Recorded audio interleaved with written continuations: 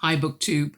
Welcome to another fiction review. But it's more than that, because if you've seen the thumbnail and looked at the book title and you're thinking, I'm not sure this is my cup of tea, well, that's okay, because the truth is it wasn't entirely mine either.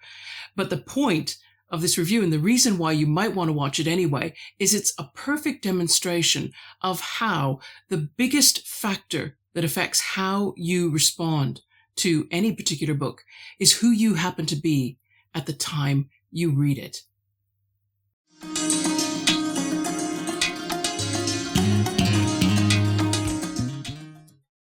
And just a note, in addition to the intro, I'm trying out a new way of scripting. I'm hoping this goes really well, but it is a little bit new to me. I'm not exactly sure. Yeah, I'm trying to be a little bit less scripted. And you see my silence there. My silence was me wondering, is this going to go okay? Am I going to manage this? Well, we'll see. Today, we are reviewing The Far Side of a Kiss by Anne Haverty, published in 2001. Now, this is a work of historical fiction based on, or inspired by, might be the better word rather than based on, a real event that happened in 1823. In 1823, the writer William Hazlitt published a book called Libor Amoris, where he described a love affair that he had with a servant girl. It was not so well received. It caused a little bit of a scandal, mainly because the object of his love was not a well-to-do married woman, but just a serving maid. And you'll see I've got this different review stats page that I've created now to help me talk through everything quickly, and so that you can see at a glance how you could get this book and how I got it, whether I owned it or not. So you can see that, yes, I owned it already. I own the paperback version. That's what I read. And that this is one of my winning titles TBR list. It's number 5 of 18. So I chose this book on the basis of its title, meaning I probably didn't know much else about the book at the point. And I didn't know a lot about other things, which I'm going to get to. Let's talk about the prices. This is on the date of review. Now, it's notable that there's no Kindle version available for this book. I could not find one. So I don't think there'll be any ebook version available. And that says something about how well the novel must have done. It was longlisted for the Booker Prize, but that's the last that we hear of it. And I'll elaborate on that a little bit more. It is still available in print in the UK. You can get a paperback copy for £6.99 new, or in the US for $3.65. And the cheapest online secondhand copy I found was for £2.19, and that included delivery charges. What do we know about the author? Anne Haverty was born in 1959 in Ireland. She was educated at Trinity College Dublin. She also went to the Sorbonne in Paris, and she studied at the European Film School in Denmark. Her first publication was in 1989. It was a work of nonfiction, An Independent Life, a biography of Constance Markiewicz. She's also a published poet. She's had 2 collections that came out in 1999 and 2018. She's written several film and radio scripts. She's directed a film. She's a frequent contributor to the Irish Times and other UK newspapers. And in 2024, in October, she gave the Stinging Fly lecture, and there will be in my description box a link to the transcript. Scripting setup is a little bit more like a form. I've done it on Excel rather than Word to make it feel like I'm just filling in blanks rather than having to write a whole essay. And that's why I have to be a little bit better at ad-libbing. We shall see how I go on that. So we're going to divide this section up into setting, narrative, characters, and then any other point that I feel is relevant. The book is set in London. It's set at a very specific address, 9 Southampton Buildings off Chancery Lane, and the original building probably doesn't exist. There are a lot of modern office blocks in that area now. And it, as I said, it was inspired by a real event. So the action in the book takes place between 1820 and 1823. I think what you have to bear in mind about this book is that you're going to get as much the main characters' reactions to events as you are events. In fact, there seems to be less action and more commentary on action in this book, or it's at least 50-50. And yeah, I think that is material to the story. I don't think that's a bad choice, because the limitations of working class females, and the protagonist is a working class woman. She's Sarah Walker, who did exist in history in some way. We don't exactly know how. Anne Haverty is creating her from scratch.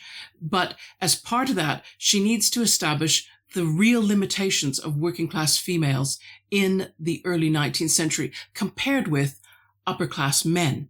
She's trying to create, I think, a sense of claustrophobia, of a sense of hopelessness, and also boredom. I think boredom was a real problem. If the woman in question wasn't exhausted, she was probably bored. So Sarah Walker, our protagonist, narrates in the first person. The story does run traditionally in chronological order, so there is no worry about moving back and forth in time. That's kept very traditional. The number of characters in the book, very small, less than 10 people in total who play any major role in the book. And to be honest, you could narrow that down to mostly you are dealing with the same 4 characters. They're mostly female characters, and domestic spaces are what predominate. You stay mainly inside 9 Southampton buildings. You get out now and again to a small radial area in London. In fact, what I'll do is I'll put a map up on screen right now so you can see roughly the area of London that forms the boundary of Sarah Walker's world. And what's interesting is that while Sarah and the other female characters tend to stay in those domestic spaces, the men are always coming and going, coming and going.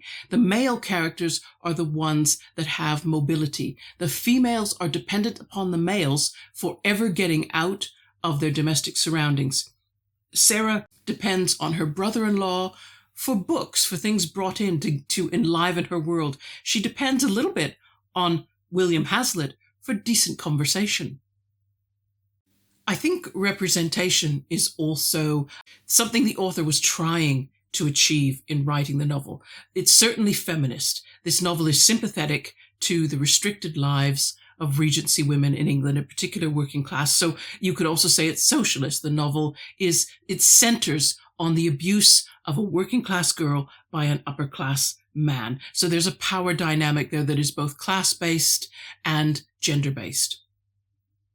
So having said all that realism is in some way a hindrance to the building of a story. Of course, if it were a nonfiction book, it wouldn't matter. But the story structure is actually hampered by its reality. There aren't any character arcs. There isn't much change between the way the characters essentially are at the beginning of the book and the way they essentially are at the end. You could say that they start the book possibly less sad than they end the book, but there is a sense of the desperation of not being able to do more, not having more opportunities, more ways to be free.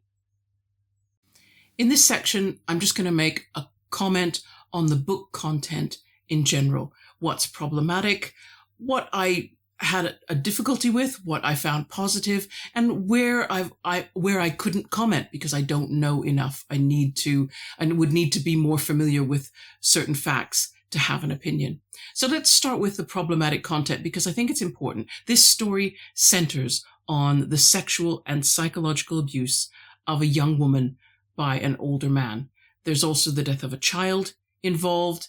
So there are a couple of things which could be triggering to some readers. And the main point of this book is to show how abusive and unfair that relationship was for Sarah. Now, the area where I can't comment with any great detail because I don't have enough information is about the abuser himself, William Hazlitt. There was a Guardian review of A Far Side of the Kiss where the reviewer was critical about the book's treatment of Hazlitt. It said they didn't round the character out enough. They didn't give him enough complexity. His great intellect didn't show, his great sensitivity. And I don't know enough to comment. I've not read more than about a couple of pages of Libor Amoris on Project Gutenberg. But I do think there's something about the way the reviewer laid in that it felt like protesting too much. Hazlitt's intellectual brilliance, well, that's his public persona. And it may or may not have been the William Hazlitt who was seen in private by the real Sarah Walker. We know now that many charismatic, intelligent public figures have turned out to be very different in their intimate relationships. That review, by the way, was published around the same time as the book, so before the Me Too movement and all the scandals that we've seen in recent days. It'd be interesting now if someone were to read The Far Side of a Kiss and review it, what they might say about William Hazlitt. The positives in the content, I think definitely it's a very credible portrayal of the sexual vulnerability of women in general at the time, but especially working class women who were seen as available, whether they felt they were or whether they felt they weren't. It was a very confusing position. And it was also a credible portrayal of the English romantic sensibility, which valued histrionic emotions, which would always lead to tragedy. And there's interesting period detail included, particularly about London and about ordinary household life. So I found those things really positive. However, I feel like there were more cons than pros. So I want to talk about those cons. I want to focus in on Sarah Walker and how credible she is as a portrayal of a working class woman of her time. First of all, she was very literate and seemed very well read. And I questioned the credibility of that. In the 1820s, only 40% of women were said to be literate. I don't know what level of literacy we are necessarily talking, but that meant more than half were not. And remember, in the 1820s in England, there was no funded education. There were no funded libraries. So to learn to read and to have books to read was still the domain of wealthier people.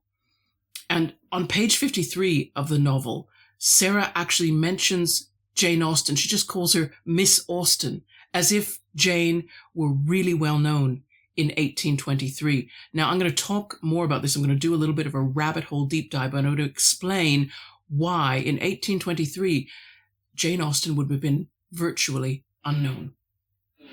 The other con with this book, a thing that doesn't do it justice, is the cover art. All right, I'm going to hold the book cover up again so you can see. Am I going to hold? Yeah. No, I better not hold it in front of my face. That will just muffle me in the microphone. But you can see where the title is actually printed, right across this young woman's breasts. She's dressed in a way that no one would dress in the 1820s. You would never show that much skin underneath the chin. It simply wouldn't happen. This is a much later painting, probably 1890s or early 1900s. So it's out of context time-wise, and it's clear that the point of this image, because it cuts off the young woman's eyes, the point of this image is to objectify the female. And yes, that certainly does happen to some degree in this book, but the cover art, because it's out of its time and wrong, and it does the same thing that William Hazlitt is doing effectively. It doesn't seem right. It seems that this book should focus more on Sarah Walker, the person, since that's who we're meant to have sympathy for. Now, I'm neutral on one point, and that is some reviewers have called this book tedious and boring, and I agree with them. I do think there are some reasons for that, which I've hinted at earlier in the review. Sarah's daily life is tedious. It's full of repeated tasks. She doesn't have a lot of free time, and the nature of the abuse is tedious. Hazlitt repeats the same actions, the same words, the same manipulations over and over. Sarah's reactions, they create little drama until really the end of the novel. And most of the narrative is Sarah revisiting the same doubts, the same fears, the anger about her situation. She doesn't express any of this to anyone else to actually create outward drama in the book. She keeps it all to herself.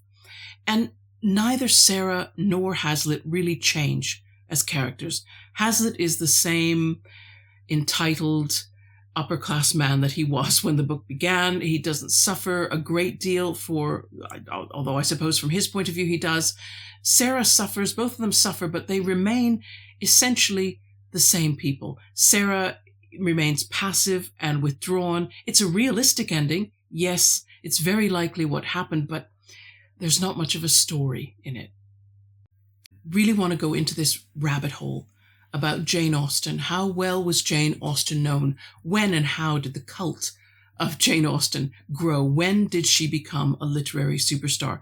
Not while she was alive, and not for many years after her death. She died in 1817. She was very young, and her books were published between 1813 and 1818.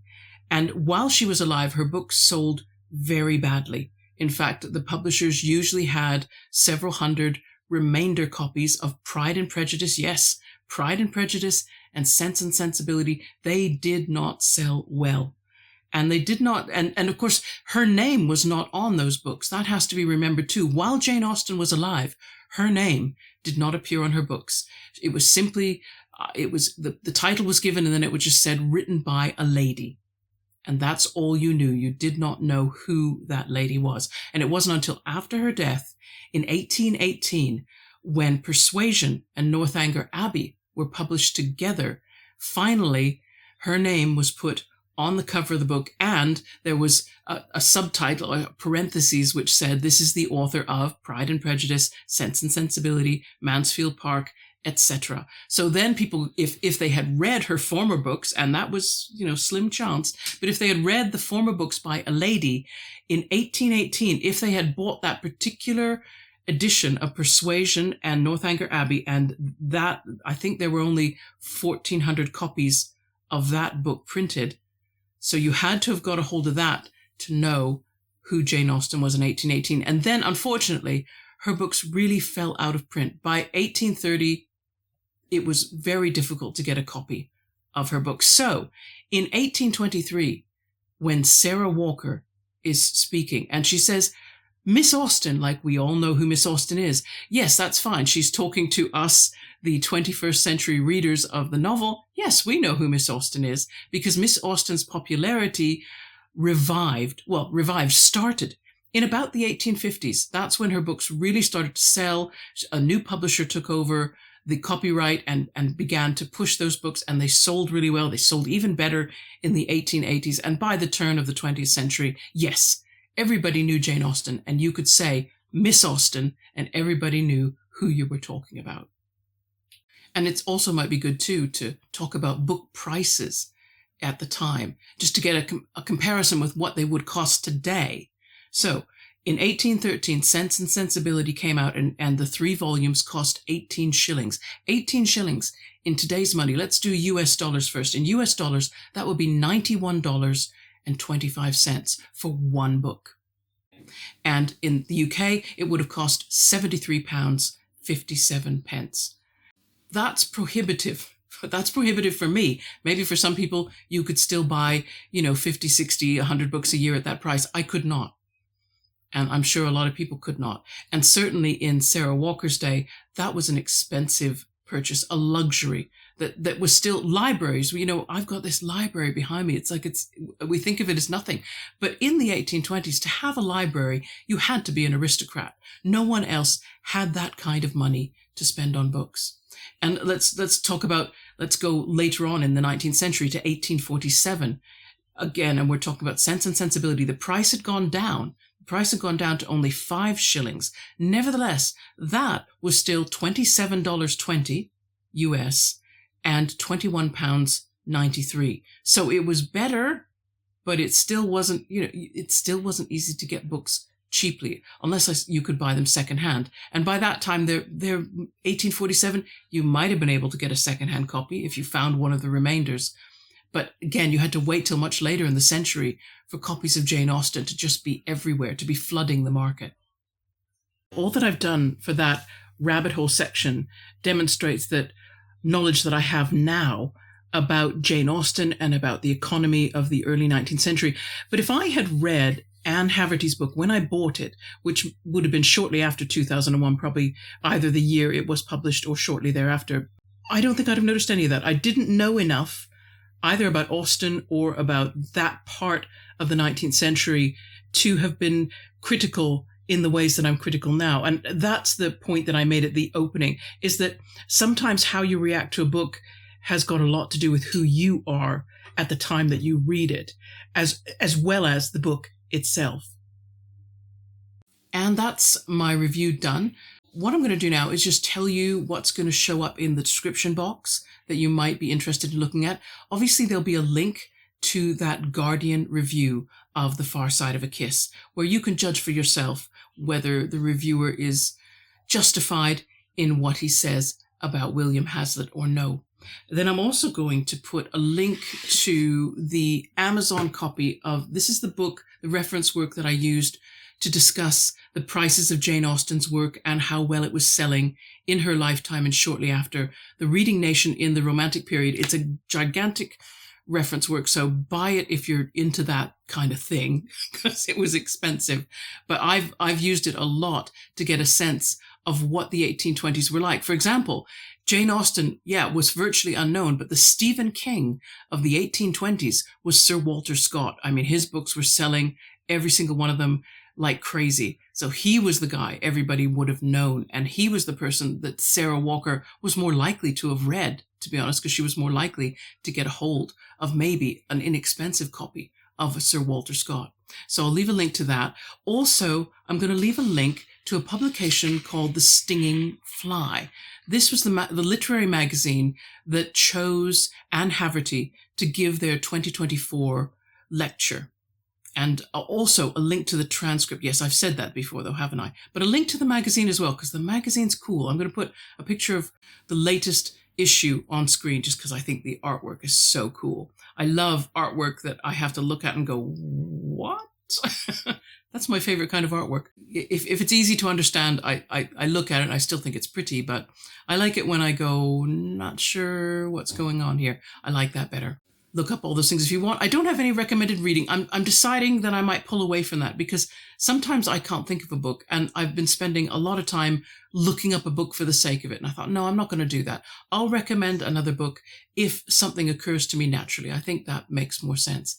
Okay, everybody, that's my new format. I hope I coped fairly well. I hope you didn't find my ad-libbings too ad-libby. I hope everybody's having a great time in the new year reading. And I'll look forward to seeing you guys again in a few days' time. Take care. Bye-bye.